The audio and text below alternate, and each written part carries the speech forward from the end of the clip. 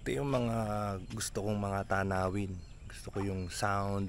Guess ko anong puno yan. Mango trees. Ano yan? Guimaras. One of the best. Dito tayo magsisimula dito sa farm. Somewhere here dito sa may San Jose Rizal. So tatamaan natin konting Teresa or mostly dito lang tayo sa San Jose. Magbabike and then dito rin tayo babalik. Good morning pala sa inyong lahat. Sa mga hindi nakakilala sa akin, my name is Jeff King. Okay, so makikita mo naman yung genre ko pag nakita mo yung mga videos ko sa ilalim. Makaintindihan mo kung ano yung mga pinagagagawa natin o yung mga love kong gawin. Papakita ko sa inyo yung bike kong bago. Siyempre baka lang kasi bumili kayo, at least may idea kayo, di ba? Magbibigyan na lang ako ng slight review about this. So ito yung gamit ko. This is the Giant Revolt Zero 2024 of course ng Giant. Nanggaling ako dati sa Revolt 2. So nag-upgrade ako. Imbis na in-upgrade ko yung group set, nag-upgrade na lang ako ng buong bike. Tingin ko mas practical kung mag-upgrade ka ng buo. Benta tapos bili ka na ng buo na nandun na lahat para at least, di ba, uniform. So minana to dos dati kong bike, nilipat ko lang. So all original yan. Pero lang of course yung mga bag, yung pedal, ganyan. Pero mostly yan na yun, no? Wala akong ginalaw dyan. That's it.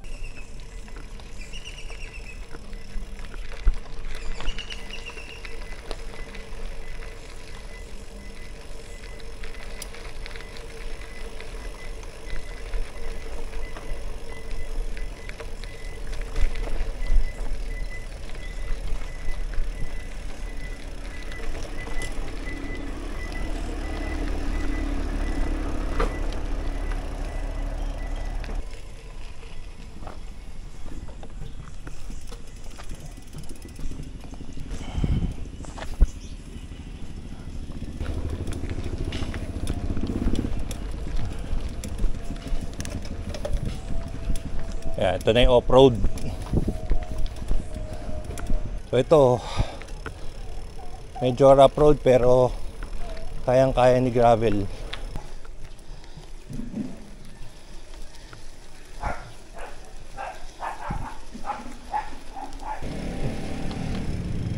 Ito kakaliwa tayo dito.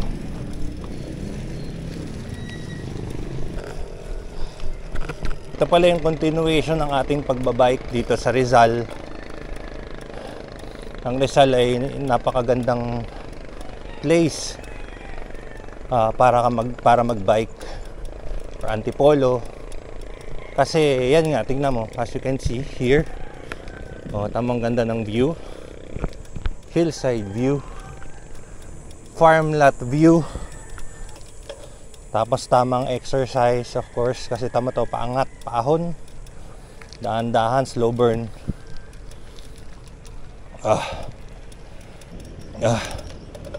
Kanina pa to maahon ha.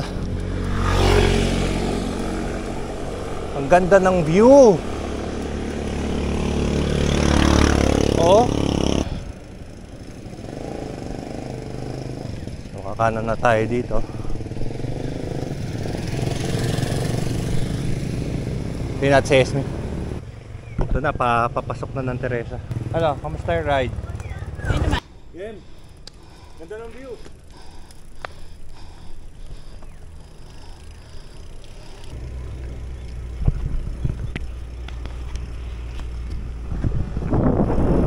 Ganda view. Tama mo?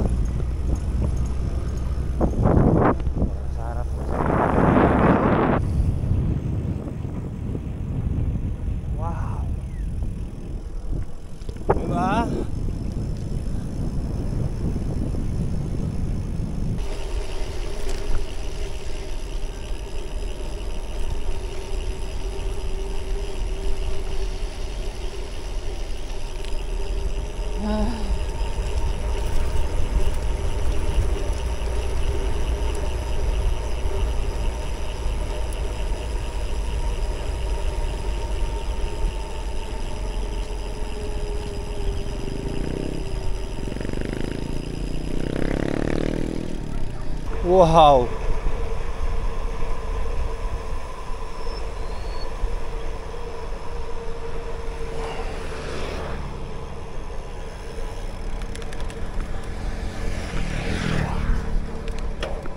Yung itong Revolt Zero dun sa Revolt ko before,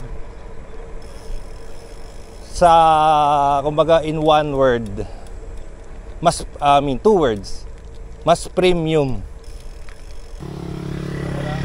Price view, tapos init ng bundok. Teresa and San Jose bike episode. Maganda magbike dito sa bandang Antipolo, Rizal, ganyan, Tanay, kasi hindi ka layuan sa Manila. Madaling puntahan, tapos maganda na din. Kita mo naman, yung environment, yung mga makikita mo talagang puno, gilid ng bundok, overlooking, ganyan.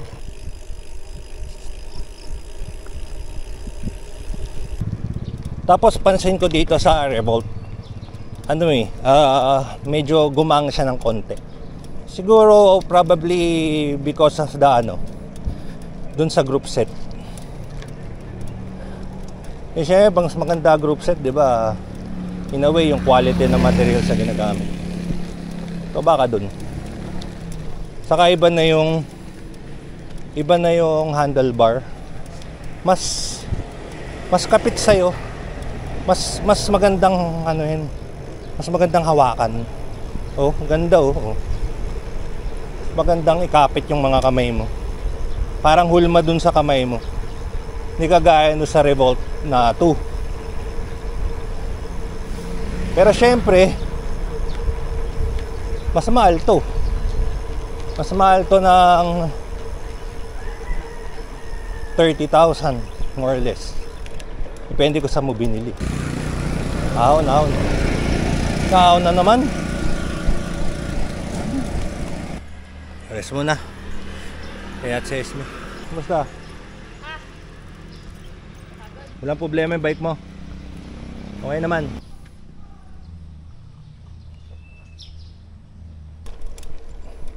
Oh, lusong. Check brake. Rear brake. Maganda din yung nito, yung brake niya. Disc brake na hydraulic. Talagang soft, no, pagka pinipress. Hindi siya parang maganit or matigas. Parang yung parang brake ng sasakyan na smooth na nagbe-brake, no. 'Di ba? Nagbe-brake ng matino. Yeah.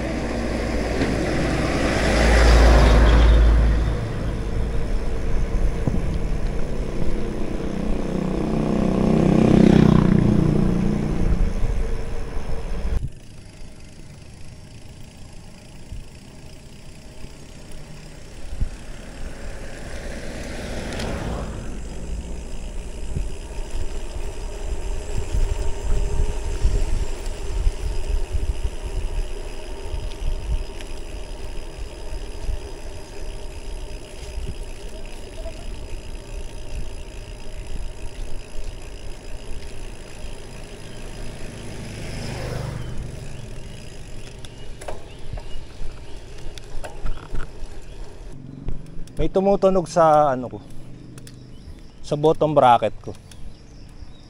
Yung bottom bracket nito FSA. Iisipin mong papalitan mo to. Yung plato at saka yung chain wheel at saka yung bottom bracket. Ayan, dinadaanan natin puro farm. Parang puro mga farm lot. Agricultural lots. Ayan, dyan yung tumutunog. Bottom bracket. Palagay ko may isang bearing dyan na hindi nakikisama eh. Kailangan natin tanggalin or lagyan ng grasa. Or palitan na natin buong bottom bracket. Sa mga hindi pa nakakapanood nung yung Japan na biking namin, panoorin nyo yun kasi isa yon sa pinaka one of the best na nabaykan ko, no, sa pangkalahatan. Kasi yun nga, overall na maganda yung tanawin, medyo malamig, ganda ng view, makita mo yung lake, makita mo yung mountains, tapos ang linis, walang nagbabike masyado, konti lang yung tao sa sakyan. Oh my god, talagang napaka haven sa mga nagbabike. So of course, aside from this, dito pagpapawisan ka naman, yun naman ang maganda. Sa doon hindi, 3 patong ka na damit, dalawa, depende sa panahon. Kaya panoorin nyo yun, maganda yun, promise.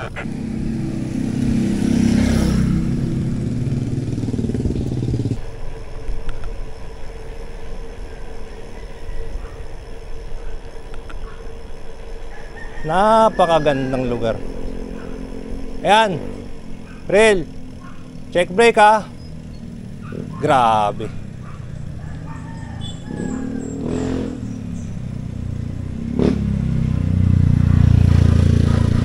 Uy, grabe yung gulong ko.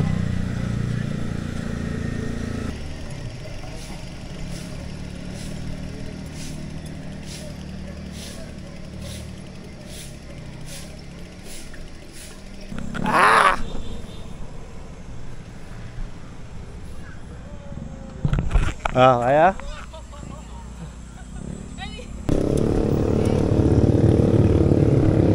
Yung sky, hindi ka nun kainit. Tama lang yung weather.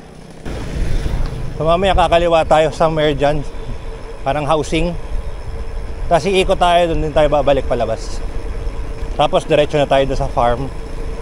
And then that's it. Yan, San Jose na to ulit. Ayan, Barangay San Jose, Antipolo City.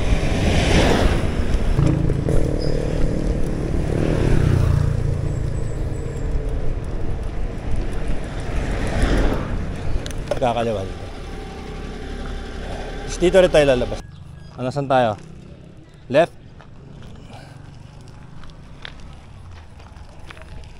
Iikot lang tayo dito. Lalabas tayo sa opposite side na to. Ito yung medyo rough road. Matitest natin ang mabuti itong Giant Revolt Zero.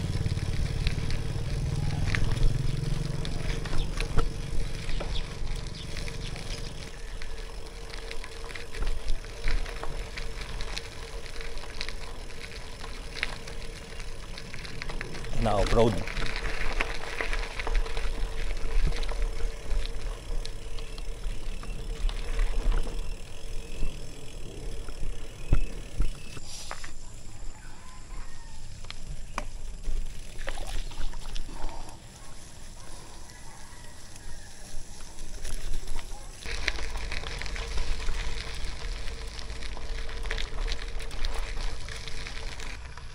Ito may nasa right.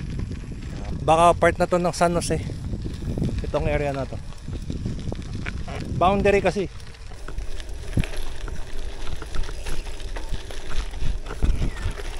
Okay, so time check, it's 8:09 in the morning. Dito pa rin tayo sa off-road. Gamit na gamit ang ano mo dito, ang gravel. Yan, gamit na gamit yung gravel niya. Yan. Gravel ano din yan, Revolt 2 2024 version. Sa akin Revolt Zero 2024. Gravel na gravel talaga, grabang graba.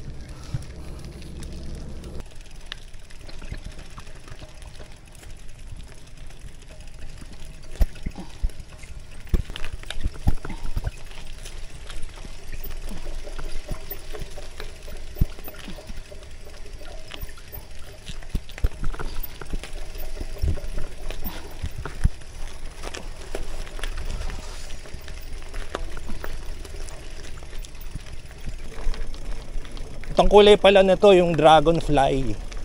Pagka nagbabago yung kulay, pag natatapatan ng araw, tapos mamaya madilim, mag-iiba rin ng konti yung kulay.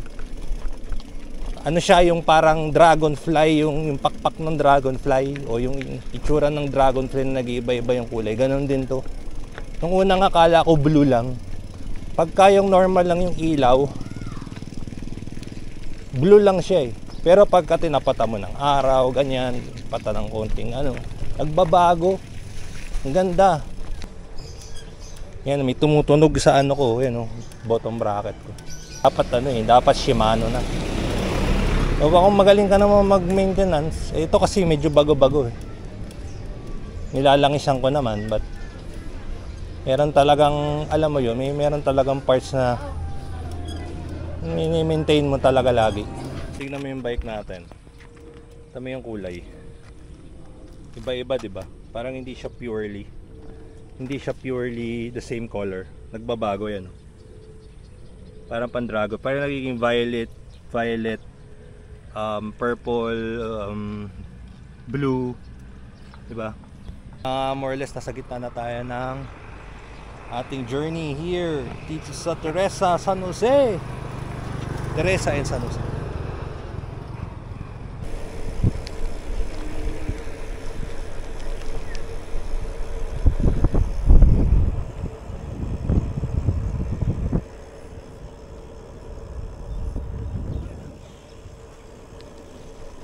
Dito kakain muna tayo dito sa restaurant dito sa may tapat ng Bukid.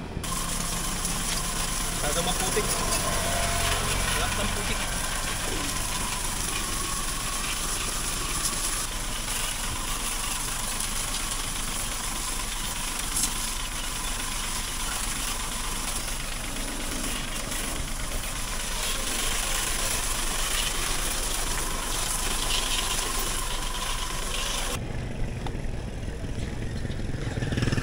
Dito dire-diretso na lang tayo, and then kakanan left, and then straight left, then ayun na.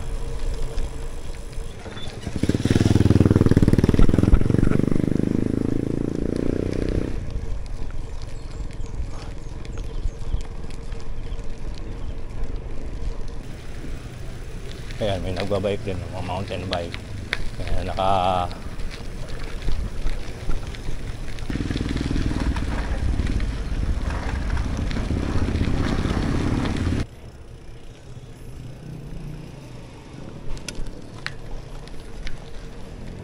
dumi na naman ng bike ko.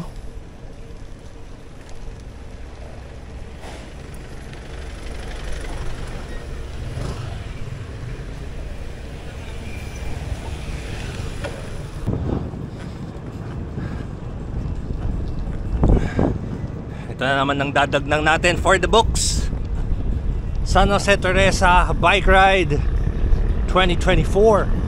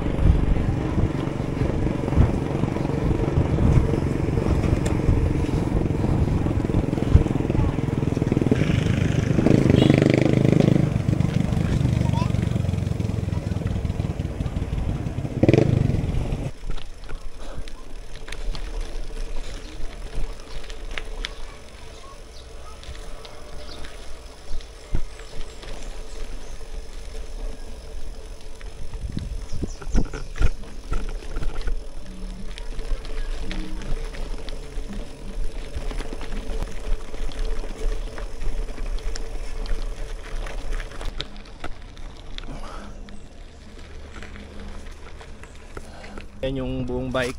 Ang kulay niyan dragonfly. Yan sabi ko sa iyo, nagchi-change yung color niyan depende sa lighting, no. Medyo blue yung color nito. Pero mamaya pag nasinagan niya ng araw, magbabago yan. Yan, ganyan pa rin yung saddle. Tapos pagdating naman dito sa handlebar, kung papansin nyo, yung dating handlebar kasi ng Revolt at Tuko, bilog. Ito ano yun, parang oblong. Itong ano natin, yung brake lever natin, ayan yung GRX RX 610 hydraulic. Yan, yan, hydraulic yan. Tapos yung front derailleur natin, syempre Shimano rin yan, GRX RX 820. So far wala akong sakit ng ulo. Ito lang, itong FSA na to, yung chain wheel niya. Yung chain wheel medyo hindi ko type. So ano to, FSA, ano to, Omega Modular something something AGX. Bottom bracket yon sa FSA din, same. Yan lang sa tingin kung hindi maganda dito yung plato. Pagdating naman dito sa rear derailleur, yan ay yung GRX pa rin syempre. Yan yung if I'm not mistaken, GRX RX 820. Parehas siya lang ito R820 din. Yan. Tapos yung ito yung tire.